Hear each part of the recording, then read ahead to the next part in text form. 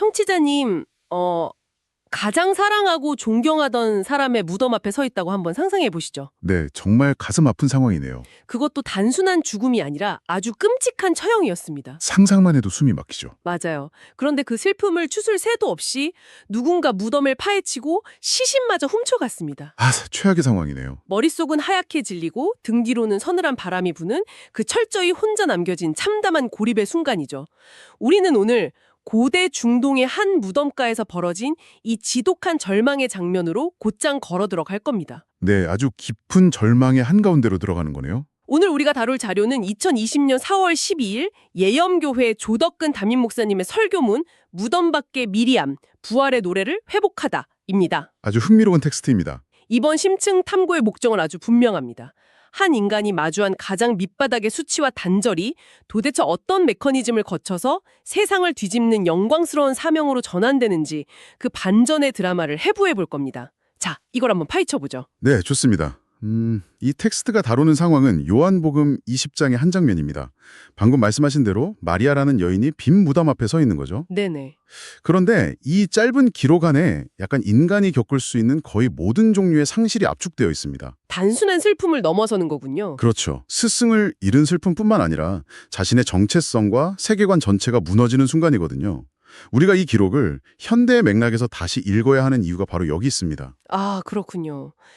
자료를 읽으면서 제 시선을 가장 먼저 끈 건 마리아가 서 있던 위치였어요. 위치요? 네, 본문 11절을 보면 마리아가 무덤 밖에 서서 울고 있다고 아주 구체적으로 묘사되어 있거든요.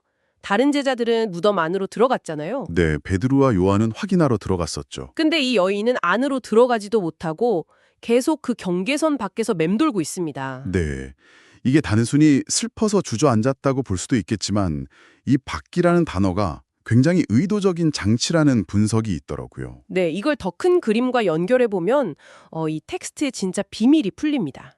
비밀이요? 요한복음 저자가 단순히 마리아의 현재 위치, 그러니까 GPS 좌표를 알려주려고 무덤 밖이라는 단어를 쓴 게 아니거든요. 그럼 어떤 의미가 있는 건가요? 1세기 독자들, 그러니까 구약 성경의 뼛속 깊이 익숙했던 유대인들에게 이 밖이라는 단어는 일종의 거대한 트리거입니다.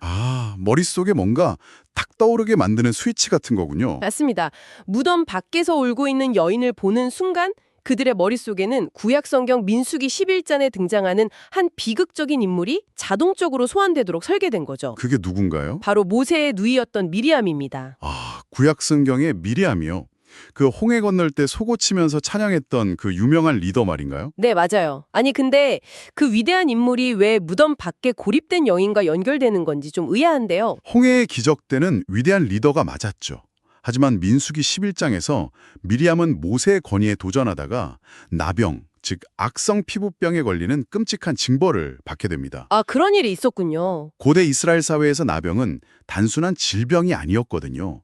하나님께 저주받았다는 영적인 낙인이었고 공동체를 오염시키는 부정한 존재로 여겨졌습니다. 그럼 어떻게 되나요? 격리되나요? 네, 율법에 따라서 무조건 이스라엘 백성이 모여 사는 진영 밖으로 쫓겨나야만 했습니다. 진영 밖이요. 네, 가족, 친구, 종교적 지위, 경제적 기반 그 모든 것으로부터 완전히 단절되어서 황량한 광야에 홀로 버려지는 거죠.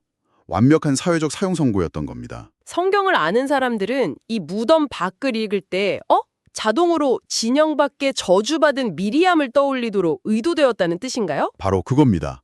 어둡고 차가운 무덤 밖에서 홀로 탄식하는 마리아의 뒷모습 위로 수치심 때문에 사람들에게서 버림받고 진영받고 어둠 속에 웅크리고 있던 구약의 미리암의 그림자가 짙게 드리워져 있는 거죠. 왜냐하면 스승이 처형당했다는 건 그를 따르던 무리들 역시 사회로부터 저주받은 이단아로 낙인 찍혔다는 뜻이니까요. 맞습니다. 영적인 난민 처지가 된 거죠. 이 심리적 상태가 어떤 건지 조금은 알 것 같습니다. 청취자님도 암만 살면서 한 번쯤은 이런 진영 밖의 감정을 겪어보셨을 텐데요. 네, 누구나 겪을 수 있는 일이죠. 네, 직장에서 억울한 루머에 휘말려서 하루아침에 투명인간 취급을 받는다거나 믿었던 커뮤니티에서 변명할 기회조차 얻지 못하고 완전히 배제되었을 때 말이죠. 정말 끔찍한 고립감이죠. 세상은 저 철조망 너머에서 평소처럼 아무렇지 않게 굴러가는데 나 혼자만 모든 온기로부터 차단돼서 차가운 바깥에 남겨진 느낌. 마리아가 겪는 게 바로 그런 철저한 고립감이라는 거네요. 네, 그런데 그런 완벽한 물리적, 심리적 고립 상태에 빠지게 되면 우리 뇌에 아주 치명적인 방어 기제가 작동합니다. 방어 기제요. 바로 시야가 닫혀버린다는 거죠. 고립과 수치심은 결국 영적인 맹목, 그러니까 눈앞에 있는 신실조차 보지 못하게 만드는 인지적 마비 상태를 불러옵니다. 아, 시야가 좁아지는군요. 이 심리적 붕괴가 얼마나 무서운지 본문 14절과 15절에서 아주 적나라하게 드러나거든요. 자연스럽게 상황이 어떻게 부조리해지는지 논의해 볼 수 있죠. 자, 여기서부터 진짜 흥미로워집니다. 제가 자료 보면서 제일 당혹스러웠던 대목이거든요. 네, 어떤 부분이죠? 아무리 슬퍼도 그렇지 부활하신 예수님이 아예 등 뒤에서 계시고 말을 거시는데 전혀 못 알아보잖아요. 게다가 15절 보면 예수님을 동산지기로 오해합니다. 맞아요. 그게 참 아이러니하죠. 방금 전까지 따르던 스승의 목소리조차 못 알아듣고 심지어 자기가 그 무거운 시신을 둘러엎고 가겠다고 말하는 건 솔직히 거의 블랙 코미디 아닌가요? 그 블랙 코미디 같다는 느낌, 그것이 바로 인간이 가진 인식의 한계를 짚어낸 포인트입니다. 여기서 흥미로운 점은 미술사에서도 나타나는데요. 미술사요? 네, 화가들이 이 촌극 같은 오해를 표현하기 위해서 캔버스에 예수님을 삽이나 농기구를 든 모습으로 그리곤 했습니다. 아, 진짜요? 부활하셨는데 삽을 들고 계신다고요? 네, 아예 농부의 모자를 씌워놓은 그림도 있죠.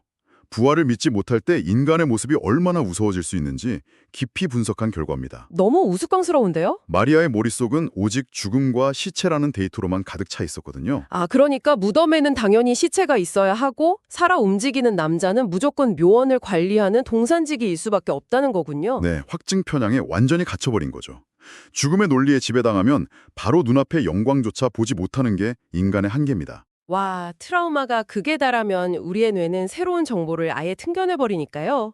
그래서 가냘픈 여성이 성인 남성의 시신을 둘러엎고 가겠다는 말도 안 되는 소리를 하는 거군요. 맞습니다. 절망의 프레임 안에서 갇힌 인간이 얼마나 무기력해지는지 보여주죠. 그런데 이 캄캄한 맹목의 상태를 단숨에 산산조각 내는 순간이 16절에서 등장합니다. 반전의 순간이네요. 예수님이 그녀를 다시 부르시는 장면이죠. 저는 이 대목에서 무슨 거창한 기적이 나올 줄 알았는데 딱 한 단어였어요. 네, 번역된 성경에는 마리아야라고 평범하게 되어 있죠. 하지만 원래 기록된 헬라어 원문을 보면 엄청난 언어적 뉘앙스가 있습니다. 원문에는 다른 단어가 쓰였나요? 그렇습니다. 당시 헬라어식의 공식적이고 좀 딱딱한 이름인 마리아 대신에 그녀의 모국어이자 아람어, 그러니까 히브리 말인 마리암이라고 부르시는 장면이거든요. 마리아가 아니라 마리아며 발음이 다르네요. 네, 구약의 미리암을 부르는 것과 동일한 발음이죠. 이건 공식 명칭이 아니라 가장 친밀한 인격적 소통입니다. 아, 그러니까 목자가 자기 양을 부르는 듯한 애칭 같은 거군요. 정확합니다. 성경 저자인 요한이 굳이 헬라어 텍스트에 마리암과 라보니, 그러니까 선생님이라는 아람어 음역을 번역하지 않고 그대로 남겨둔 이유가 바로 그겁니다. 그 숨막히는 소통의 깊이를 그대로 보여주고 싶었던 거네요. 네, 역사성과 소통의 깊이 측면에서 아주 중요한 포인트죠. 그래서 이게 다 무슨 의미일까요?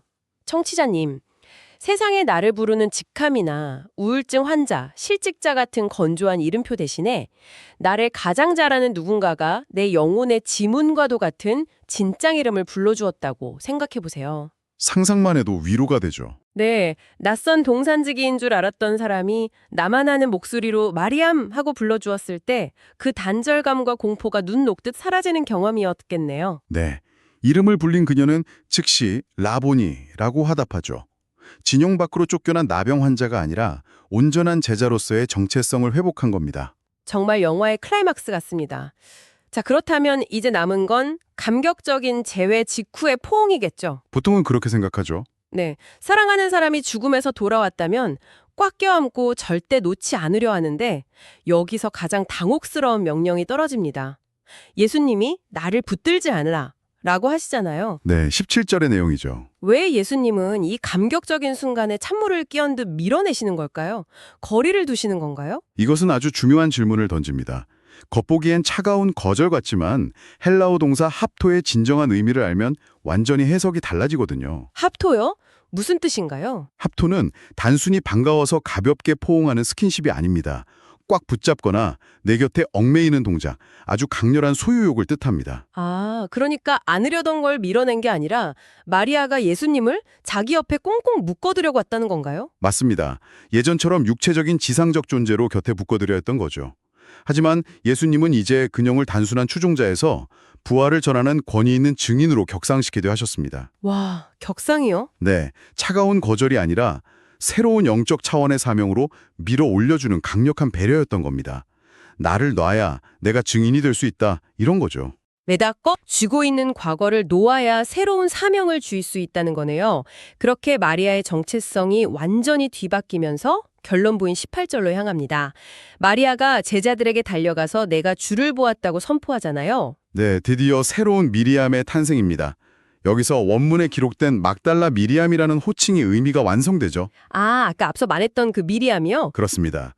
무덤 밖에 웅크려 있던 여인은 진영 밖으로 쫓겨난 나병 환자 미리암이었지만 이제 제자들에게 달려가는 이 여인은 홍해를 건넌 뒤 승리와 부활의 노래를 부르는 구약의 위대한 여선지자 미리암으로 완전히 거듭난 겁니다. 와, 정말 소름 돋는 완벽한 회복과 반전이네요. 네, 인간이 겪는 가장 깊은 바닥의 고립이 어떻게 가장 높은 차원의 사명으로 전환되는지 보여주는 완벽한 정리죠. 오늘 탐구를 마치며 청취자님께 마지막 화두를 던지고 싶습니다. 청취자님의 삶에서 겪었던 그 깊고 고통스러운 무덤 밖의 시간, 절망하고 고립되었던 그 순간들은 어쩌면 단순히 치유받기 위한 시간이 아니었을지도 모릅니다. 네, 깊이 공감되는 말이네요. 그것은 훗날 당신이 누군가에게 내가 보았다, 내가 이겨냈다고 선포하게 될 그 장엄한 승리의 노래를 부르기 위해 당신을 새로운 미리암으로 벼려내는 과정은 아니었을까요? 정말 가슴을 울리는 질문입니다. 다음번에 감당하기 힘든 단절감을 마주할 때 청취자님 안에서 준비되고 있는 그 영광스러운 사명에 대해 한번 깊이 고민해 보시기 바랍니다. 언젠가 그 찬란한 승리의 노래가 울려 퍼지기를 진심으로 기대하며 오늘의 심층 참구를 마칩니다. 함께해 주셔서 감사합니다. 감사합니다.